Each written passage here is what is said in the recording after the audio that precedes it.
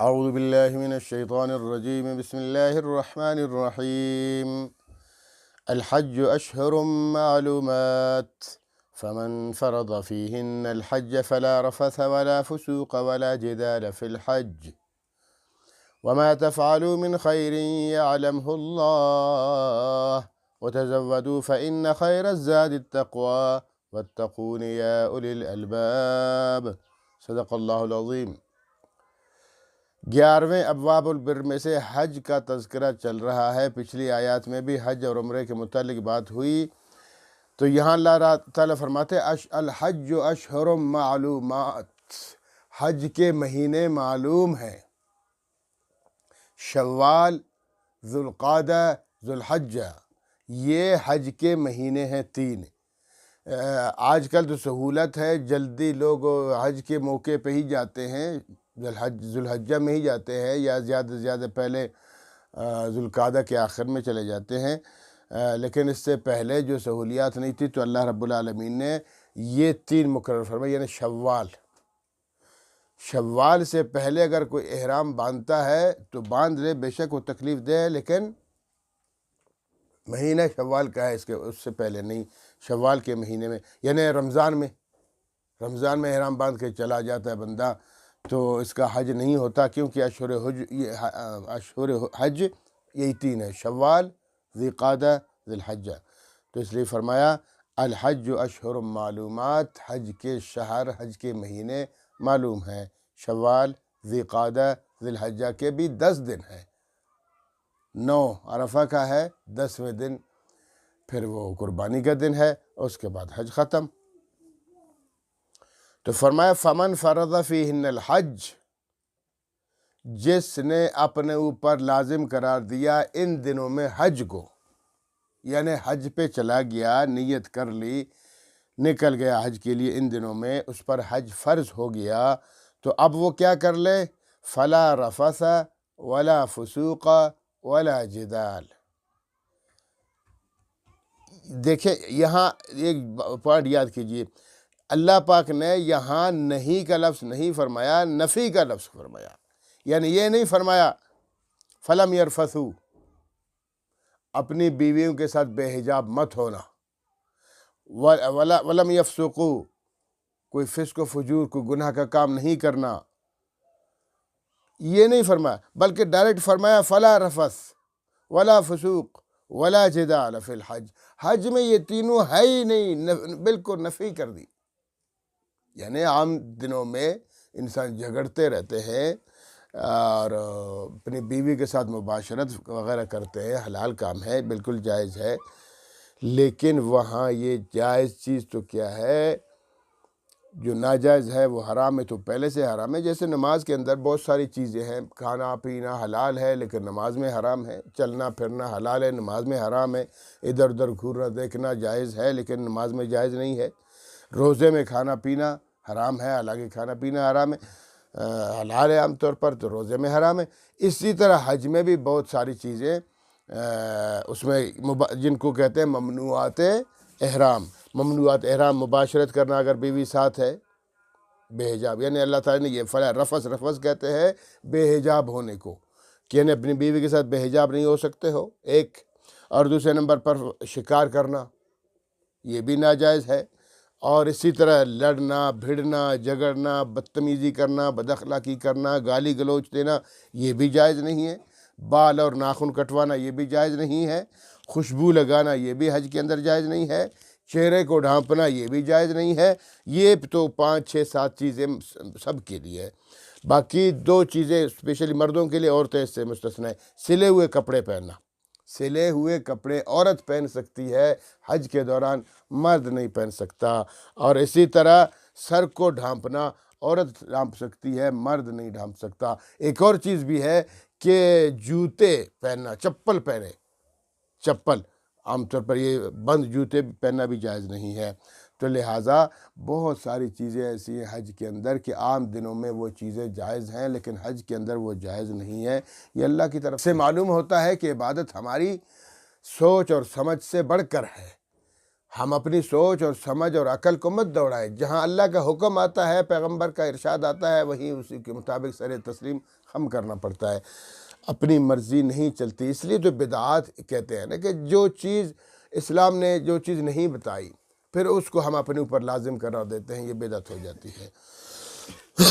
تو اس لیے فرمایا کہ فمن فرض فینا الحج، جس پر حج فرض ہو گیا، فلا رفث، وہ اپنی بیوی کے ساتھ بے حجاب نہیں ہو سکتا، ولا فسوق، وہ گالی گلوچ، ولا فسوق، فسق و فجور، گناہ کا کوئی کام نہیں کر لے گا، ولا جدال فی الحج، اور حج میں تو جدال ہے ہی نہیں، جھگڑا کرنا، گالی گلوچ، بد اخلاقی، بد زبانی، یہ تو ہے ہی نہیں، یہ ساری چیزیں ہے ہی نہیں۔ آگے فرمایا وما تفعلوا من خیر یعلمہ اللہ، تم جو بھی نیکی کا کام کرتے ہو، اب ظاہر بات ہے تم جاؤ گے کس لیے؟ حج کرنے کے لیے۔ حج میں جو اس کے جو فرائض ہیں حج کے، خاص کر سب سے بڑا فریضہ کیا ہے حج کا؟ وقوف عرفہ ہے، اور وقوف عرفہ وہ حج کا وہ فریضہ ہے کہ اگر وہ چھوٹ جائے تو پھر اس کے لیے کوئی دم شم نہیں ہے، پھر حج ہوتا ہی نہیں، اگلی دفعہ دوبارہ جانا پڑتا ہے، ٹھیک ہے۔ تو اس لیے فرمایا کہ وما تفعلوا من خیر یعلمہ اللہ، تم جو بھی نیکی کا کام کرتے ہو اللہ اس کو جانتا ہے، اللہ اس کو خوب جانتا ہے۔ کیسے جانتا ہے؟ مطلب یہ ہے کہ دیکھ تم طواف کرتے ہو بھی اللہ جانتا ہے، تم یہ جو منہیات سے ممنوعات احرام سے رک رہے ہو، نہ کھجلی کر رہے ہو اپنے آپ کو، نہ ناخن کاٹ رہے ہو، نہ بال کاٹ رہے ہو، نہ نہا رہے ہو وغیرہ وغیرہ کچھ، نہ خوشبو لگا رہے ہو، کچھ نہیں کر رہے ہو، اور پھر تلبیہ پڑھتے جا رہے ہو، لبیک اللہم لبیک لا شریک لک لبیک، اور بالکل سرگردان پھر رہے ہو، اللہ کی محبت اور عشق میں محو ہو، تو یہ سب چیزیں، پھر میدان عرفات میں جا رہے ہو، پھر مزدلفہ میں، پھر منی میں، یہ ساری چیزیں ہیں۔ اللہ فرماتے ہیں کہ حج کے دوران جو بھی تم نیکی کرتے ہو وہ حج ہے بھائی، وہ تو بہت بڑی عبادت ہے، اور پھر خانہ کعبہ ہے، اور خانہ کعبہ کے اندر تو ایک نماز پڑھنے سے 1,00,000 نمازوں کا ثواب ملتا ہے۔ تو فرمایا تمہاری نیکیاں ضائع نہیں ہوتی، وما تفعلوا من خیر، تم جو بھی نیکی کا اور خیر کا اور بھلائی کا کام کرو گے یعلمہ اللہ، اللہ اس کو جانتا ہے۔ اور یاد رکھو یہ اس کے لیے پہلے بھی فرمایا گیا کہ وَلِلَّهِ عَلَى النَّاسِ حَجُّ الْبَيْتِ مَنِ اسْتَطَاعَ إِلَيْهِ سَبِيلًا، حج بھی ایک فریضہ ہے، تمام مسلمانوں پر فرض ہے، لیکن ان لوگوں پر فرض ہے جو وہاں تک استطاعت جانے کی استطاعت رکھ سکتے ہیں، اور اگر جو نہیں رکھ سکتا اس پر فرض ہی نہیں ہے۔ تو اس لیے اللہ نے فرمایا آگے وَتَزَوَّدُوا، اپنے توشہ باندھ لو، اپنا سامان اٹھا لو، اپنے اخراجات کر لو پورے، نہیں تو فإن خیر زاد تقویٰ، اور تقویٰ یہی ہے کہ بہترین زاد راہ اٹھا لو۔ بہترین زاد راہ اٹھانا، راستے میں بھوک اور پیاس اور وغیرہ یہ سارا انتظام اپنا کر لینا کھانے پینے کا، تاکہ وہاں تمہیں بھیک نہ مانگنے پڑے، ٹھیک ہے نا۔ بہت سارے لوگ پتہ کیا کرتے ہیں؟ توکل توکل توکل، عجیب توکل ہے۔ حدیث پاک میں ہے کہ اللہ کے رسول صلی اللہ علیہ وسلم کے سامنے ایک شخص آیا، تو آپ صلی اللہ علیہ وسلم نے پوچھا ہاں بھئی کیسے آنا ہوا، تمہارے پاس کوئی سواری نہیں ہے؟ تو عرض کی اللہ کے رسول سواری ہے، سواری ہے، وہ میدان میں باہر میں نے چھوڑ دیا ہے اللہ پہ توکل کر کے، اللہ پہ توکل کر کے۔ تو مثنوی رحمۃ اللہ علیہ کیا فرماتے ہیں؟ علامہ رومی رحمۃ اللہ فرماتے ہیں گفت پیغمبر بآواز بلند، گفت پیغمبر بآواز بلند، اللہ کے رسول صلی اللہ علیہ وسلم نے بلند آواز میں فرمایا بر توکل زانوئے اشتر ببند، جاؤ، توکل اسی کو کہتے ہیں کہ جاؤ اونٹ کو پہلے باندھ لو، اونٹ کو چھوڑ دیا اللہ کے توکل، یہ توکل نہیں ہے، یہ تو غفلت ہے۔ پہلے جاؤ اونٹ کے بازو باندھ لو اور اس کی مہار کہیں باندھ لو، پھر آ جاؤ۔ تو لہٰذا ایسی توکل کر کے حج نہ دو، حج کے لیے اللہ منع فرماتے ہیں بغیر توشے کے، بغیر زاد راہ کے مت جاؤ۔ تو ہمارے جو احباب تبلیغ کے لیے جاتے ہیں اور پیچھے بیوی بچوں کو چھوڑتے ہیں بھوکے اور ننگے، غلط بات ہے۔ تبلیغ کرنا اچھا کام ہے، بہترین کام ہے، لیکن شرط ہے جیسے حج کے لیے زاد راہ ضروری ہے، تو پھر تبلیغ کے لیے کیوں ضروری نہیں ہے؟ پہلے بیوی بچوں کو خرچہ دے دو، 4 مہینے کا خرچہ مکمل دے دو، سال کے لیے جا رہے تو سال کا خرچہ دے دو، پھر جاؤ، اس طرح کرو، یہ ضروری ہے۔ ایسے توکل کرنا یہ توکل نہیں ہے، یہ بیوقوفی ہے اور یہ غفلت ہے، توکل نہیں ہے۔ تو اس لیے فرمایا فإن خیر الزاد التقویٰ، بہترین زاد راہ کیا ہے؟ تقویٰ ہے۔ تقویٰ اختیار کرو، پرہیزگاری اختیار کرو، کیونکہ اسلام میں مانگنا منع ہے، سوال کرنا منع ہے۔ جب یہ حکم ملا سوال نہ کرنے کا تو صحابہ کرام تو اتنے عظیم تھے، وہ تو اسلام کے شیدائی تھے، وہ اسلام کے ایک ایک رکن پہ، ایک ایک حکم پہ اپنے حکم کو اپنے اوپر فٹ کرتے تھے، لاگو کرتے تھے۔ تو یہ کہتے تھے کہ صحابہ کرام پانی اگر تھوڑا سا دور بھی ہو جاتا، کسی یہ نہیں کہتے بھائی مجھے وہ پانی دے دو یا وہ چیز پڑی وہ مجھے دے دو، یا اگر گھوڑے پہ بیٹھے ہوئے کوڑا گر گیا تو پھر وہ کسی کو یار وہ کوڑا اٹھا، نہیں، خود اترتے تھے۔ تو یہ عظیم تھے صحابہ کرام۔ اور اللہ معاف فرمائے آج کل تو ہمارے تو مشغلہ بنا ہوئے لوگوں کا بھیک مانگنا۔ کچھ لوگوں کا مشغلہ تو اتنا ہے کہ پورا خاندان، پوری فیملی جناب، شوہر ہے، بیوی ہے، باپ ہے، ماں ہے، بچے ہے، بچیاں ہے، بہن ہے، بھائی ہے، سارے صبح اٹھا کے جناب کشکول لیے پھرتے رہتے ہیں، سب کو تنگ کرتے رہتے ہیں۔ اور پھر خدا کا واسطہ، رسول کا واسطہ، تمہیں تمہارے والدین کا واسطہ، تمہیں تمہاری اولاد کا واسطہ، عجیب عجیب تنگ کرتے رہتے ہیں۔ ایسے پیشہ ورانہ لوگوں کو دینا بھی نہیں چاہیے۔ تو اس لیے اللہ فرماتے ہیں تم ابھی یہاں سے توکل کر کے جاؤ اور راستے میں تم بھوکے اور پیاسے رہو اور پھر وہاں لوگوں کو تنگ کرتے، پھر اب ظاہری بات ہے پھر تو بھیک مانگو گے۔ نہیں، ایسا نہیں کرنا چاہیے۔ واتقون، مجھ سے ڈرا کرو، میرا حکم ہے تمہیں کہ زیادہ راہ اٹھا لو اپنے لیے۔ یا اولی الالباب، عقل مندو، اگر تمہارے اندر عقل ہے ایسے فضول مت جاؤ کہ جناب جا رہے ادھر وہاں، پھر لوگ تمہیں دیکھیں بیچارہ بھوکا بیٹھا ہوا ہے، پیاسا بیٹھا ہوا ہے، پھر لوگوں کو ترس آئے تم کو دے دے۔ ایسا نہیں کیا کرو، اپنا زیادہ راہ اٹھا لو اپنے لیے۔ تو اس لیے آگے فرمایا لیس علیکم جناح ان تبتغوا فضلا من ربکم، ہاں یہ ضروری ہے کہ اگر تم وہاں پہنچو، برفات میں جا رہے ہو اور جناب وہاں سواری کی ضرورت ہے، وہاں جناب کھانے پینے کی اشیاء کی ضرورت ہے، اور اگر تم نے وہاں کوئی خریداری کر لی تھوڑی بہت تو وہ جائز ہے۔ حضرت عبداللہ بن عمر رضی اللہ عنہ کے سامنے ایک شخص آیا، عرض کیا اللہ کے رسول، اے صحابی رسول، ہماری کچھ اونٹ ہے، کچھ اونٹنیاں ہے، لوگ لے جاتے ہیں کرائے کے لیے، تو اور ہم بھی حج کرنے کے لیے جاتے ہیں، تو ہمارے جو سواریاں ہیں وہ کرائے میں لگی ہوئی ہیں اور ہم بھی حج کر رہے ہیں، تو کیا ہمارا حج نہیں ہوگا؟ تو عبداللہ بن عمر رضی اللہ عنہ نے فرمایا کہ یہی سوال اللہ کے رسول کے سامنے کسی نے کیا، پھر یہ آیت اتری، کیا اتری کہ لیس علیکم جناح ان تبتغوا فضلا من ربکم، ہاں تم پہ کوئی گناہ نہیں ہے کہ تم اللہ کا فضل و کرم تلاش کرو، وہاں اپنی کمائی کر لو تو وہ جائز ہے بالکل۔ کوئی چیز بیچ سکتے ہو، کوئی چیز خرید سکتے ہو، تو یہ جائز نہیں، اس میں کوئی شرم اور عار کی بات ہے۔ لیکن اس میں بھی یہی ہے کہ دیکھیں ایک شخص نیت حج کی کر لے، نیت عمرے کی کر لے، اور پھر وہاں اگر اتفاقاً اس کو موقع مل گیا تجارت کا، کمائی کرنے کا، تو پھر جائز ہے۔ لیکن اگر نیت تجارت کی ہے، ارادہ تجارت کا ہے اور حج کرتا ہے تو یہ حج نہیں ہوتا، یہ عمرہ نہیں ہوتا۔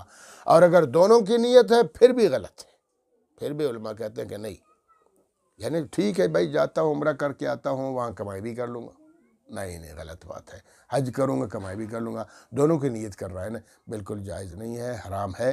لہٰذا نیت حج کی کریں، عمرہ حج کی کریں، اگر وہاں موقع ملتا ہے تجارت کا تو وہ اس کے سے ممانعت نہیں ہے، لیکن پھر بھی تقوی کے خلاف ہے، کیونکہ گناہ اللہ نے فرمایا کہ گناہ نہیں ہے۔ لیس علیکم جناح، تم لوگوں پر کوئی گناہ نہیں ہے، ان تبتغوا کہ تلاش کرو، فضلا من ربکم اپنے رب کا فضل و کرم، روزی تلاش کرو تو کوئی نہیں ہے۔ فَإِذَا أَفَضْتُم مِّنْ عَرَفَاتٍ، جب تم عرفات سے واپس آؤ، عرفات میں یہ جو یوم عرفہ ہے اس کی بڑی فضیلت ہے، یوم عرفہ 90 ذی الحجہ کو یوم عرفہ کہتے ہیں، اس کی بڑی فضیلت ہے، اور آنے والی رات کی بھی، ٹھیک ہے۔ اس میں یعنی عام طور پر اسلام میں پہلے دن رات آتی ہے پھر دن آتا ہے، لیکن یوم عرفہ کا جو ہے نا پہلے دن ہوتا ہے، رات اس کی بعد میں ہے۔ تو یہ جو عرفہ کی فضیلت ہے، علماء کرام فرماتے ہیں کہ عرفہ کی اتنی زیادہ فضیلت ہے جیسے لیلۃ القدر کی، جیسے شب قدر کی، کتنی بڑی فضیلت ہے شب قدر کی، اسی طرح یوم عرفہ کی بھی بڑی فضیلت ہے، بہت بڑی فضیلت ہے، اس کے برابر ہے۔ اس کو یوم عرفات کیوں کہتے ہیں؟ اس کی بہت وجوہات ہیں۔ ایک تو یہ بھی کہتے ہیں کہ جب اللہ رب العالمین نے حضرت آدم علیہ السلام کو حضرت حوا علیہ السلام کو نیچے زمین پہ اتارا تو آدم علیہ السلام کو ہندوستان میں اتارا اور حضرت حوا کو جدہ کے مقام پہ اتارا، تو پھر یہ دونوں ایک دوسرے کے لیے پریشان تھے، رو رہے تھے اور اللہ سے معافی مانگ رہے تھے، تو پھر عرفات کے میدان میں آپس میں ان کی ملاقات ہوئی، تو عرفات آپس میں ان کی پہچان ہو گئی۔ تو عرفات کے معنی پہچاننا، یہ مطلب بھی ہے کہتے ہیں، اب اللہ عالم۔ لیکن عام طور پر احادیث کے روح سے یہ بھی ہے کہ عرفات چونکہ وہ بہت نیکی کا دن ہے، فضیلت کا دن ہے، شب قدر کے برابر جو ہے نا، تو اس میں ہم اللہ کی پہچان کرتے ہیں، عبادت کر کے اللہ کی پہچان اور معرفت حاصل کرتے ہیں، اس وجہ سے اس کا نام عرفات رکھا گیا ہے، اور بہت ساری اس کی وجوہات ہیں۔ تو اس لیے فرمایا فیضا افضتم من عرفات، جب تم لوٹ جاؤ عرفات سے، فذکروا اللہ۔ اچھا، اس کا حکم پتہ ہے کیا ہے؟ زوال 90 ذی الحجہ کے زوال سے لے کر زوال کے بعد آپ نے جانا ہے عرفات کے میدان میں، مزدلفہ سے ہوتے ہوئے سیدھا عرفات میں جانا ہے، مغرب تک وہیں ٹھہرنا ہے، اور مغرب کے بعد پھر بغیر نماز پڑھے سیدھا نکلنا ہے مزدلفہ کے مقام پر، مزدلفہ جانا ہے، اور پھر نماز تاخیر کرنی ہے مغرب کی، اور وہاں جا کے عشاء کے ساتھ مغرب کو ملانا ہے۔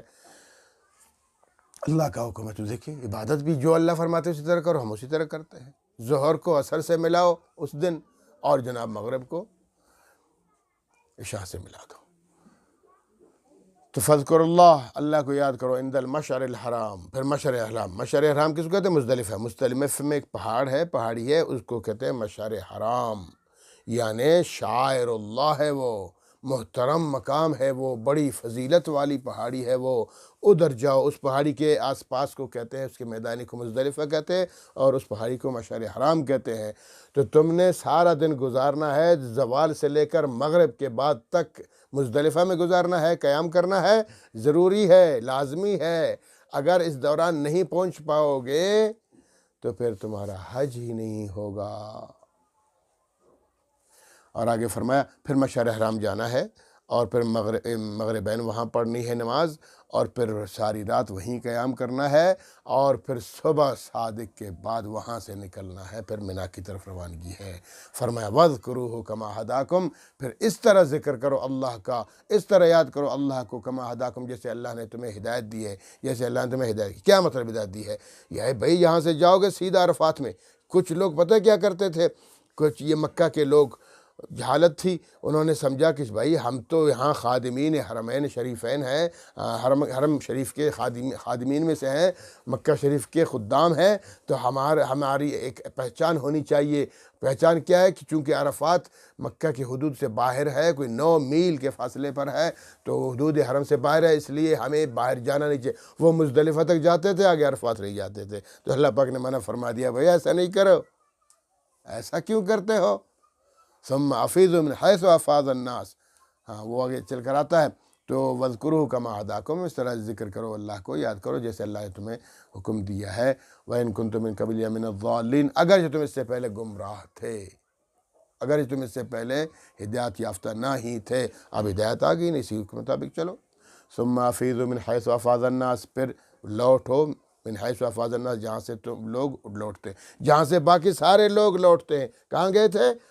عرفات میں گئے تھے نا، عرفات میں سارے کے سارے گئے تھے، تو تم لوگ کون ہوتے ہو کہ تم کہتے ہو کہ ہم مکے والے ہیں، ہم باہر نہیں جا سکتے؟ تم بھی وہاں جاؤ، تم سب وہاں جاؤ، عرفات میں نہیں جاؤ گے تو تمہارا حج ہی نہیں ہوگا۔ تم وہاں جاؤ اور لوٹو جیسے لوگ لوٹتے ہیں، تو اسی طرح تم سب کو جانا پڑے گا۔ واستغفر اللہ، استغفار کیا کرو، معافی مانگا کرو۔ ایک استغفار کرنا اور ایک درود شریف پڑھنا، ان کی بہت بڑی فضیلت ہے دونوں کی، تو لہٰذا پھر واپسی پہ استغفار کرتے ہوئے آؤ۔ ان اللہ غفور الرحیم، بے شک اللہ رب العالمین معاف کرنے والا ہے، مہربان ہے۔ اگر تم اللہ رب العالمین کی صحیح معنوں میں عبادت کرو گے تو اللہ تبارک و تعالیٰ تمہیں معاف بھی کریں گے، کیونکہ وہ تو مہربان ہے۔ وہ تو چاہتا یہی کہ میرے بندے گناہوں سے توبہ کر لے، معافی مانگے، میں ان کو معاف کروں۔ اللہ رب العزت ہمیں عمل کرنے کی توفیق عطا فرمائے۔ وآخر دعوانا الحمدللہ رب العالمین۔